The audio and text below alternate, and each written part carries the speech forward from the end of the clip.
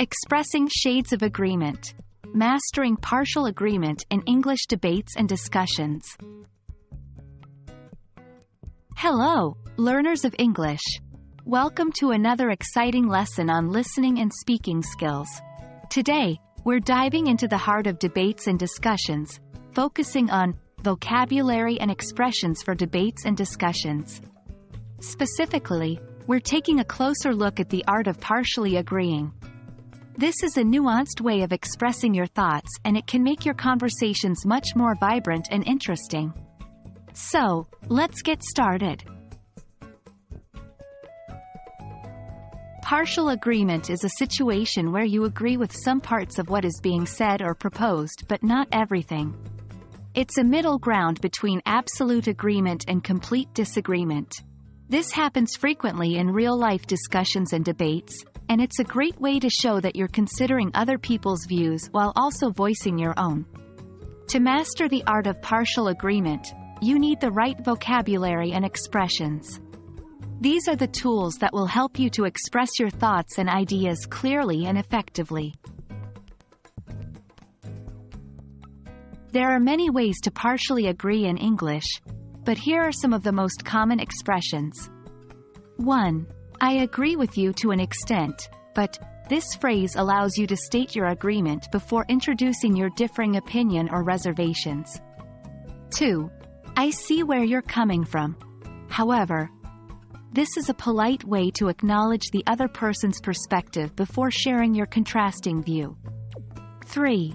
You have a point there, but this phrase recognizes the validity of part of someone's argument, but suggests there are other elements you don't agree with.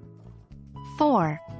That's true, but on the other hand, here, you acknowledge the truth in what the other person says, then contrast it with a different point of view.